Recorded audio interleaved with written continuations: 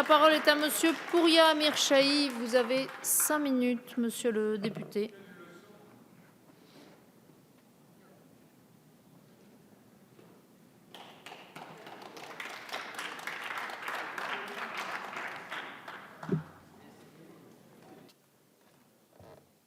Présidente.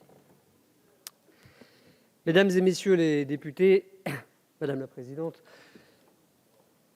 mesdames les ministres, à la suite des gouvernements Raffarin en 2004 et Fillon en 2008, vous envisagez à votre tour d'étendre un peu plus le champ et le nombre des dérogations aux accords de branche dans un sens moins favorable aux salariés.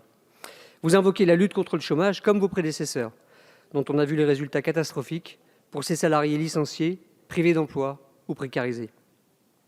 En revanche, quelques patrons et actionnaires rarement scrupuleux peuvent se réjouir de ce que vous légalisez aujourd'hui, leur chantage.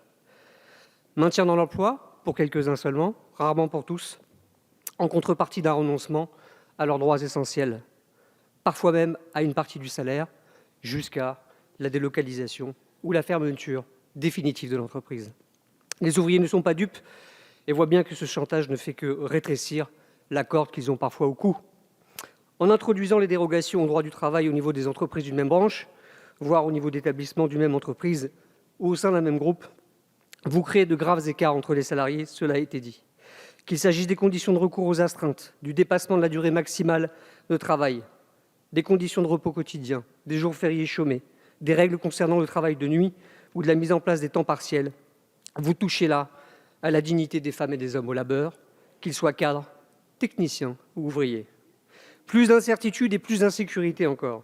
Voilà l'avenir dans lequel vous décidez de placer les travailleurs d'aujourd'hui et de demain.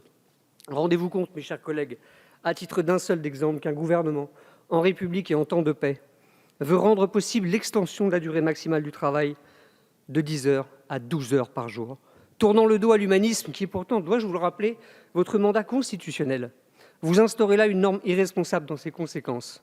Baisse de la vigilance, augmentation des risques d'erreur, mise en danger d'autrui, accident du travail. Voilà où mène votre renoncement et votre dogmatisme désormais libéral. D'ailleurs, quelle représentation avez-vous réellement de ces salariés depuis ces longs mois où vous gouvernez et parfois contre eux?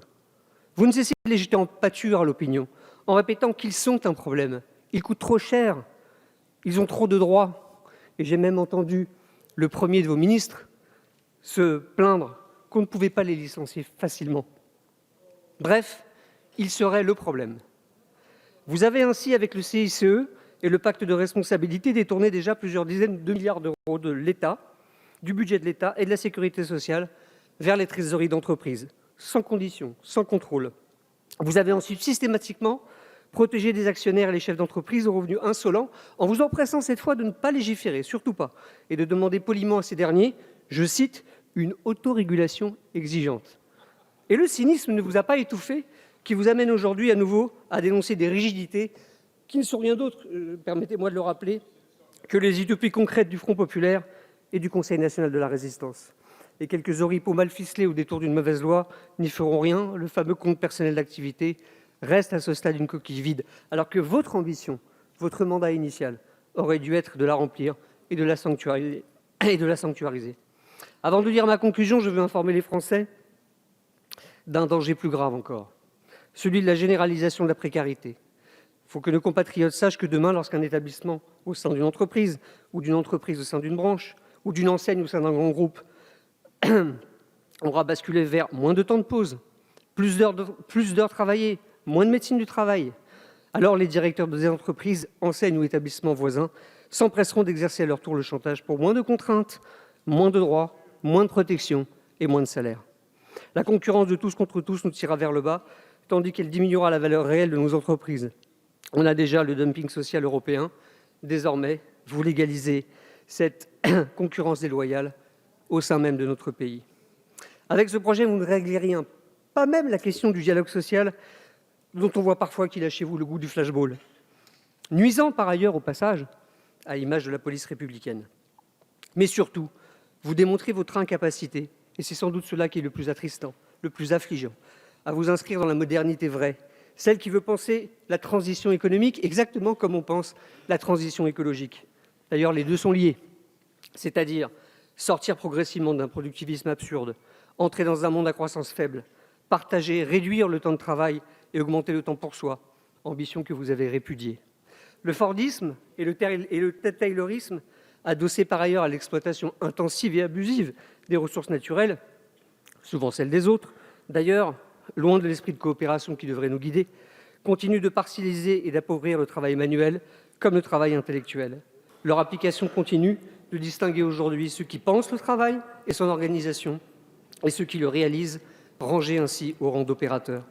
Jamais depuis toutes ces semaines vous n'avez parlé des gens, de leur réalité, de la vie au travail, aborder la reconnaissance au travail, celle des qualifications et celle aussi des métiers ou des nouveaux risques qui nous menacent, comme l'ubérisation de l'économie. Les gens veulent y participer. Et la question du travail, et non pas la valeur travail, comme vous dites, est une question autant sociale que démocratique. Je conclus par le plus grave. En vous alignant sur les intérêts du plus fort, vous brisez l'adage de Lacordaire, qui disait « Entre le fort et le faible, c'est la liberté qui opprime et la loi qui protège ». On ne pouvait pas faire plus belle synthèse et de la Révolution française et de 1946. Merci, Sachez, monsieur le mesdames les député. ministres, que nous serons quelques-uns à faire tout pour faire fructifier ce bel idéal et cette belle ambition républicaine. Merci. Merci, monsieur le député.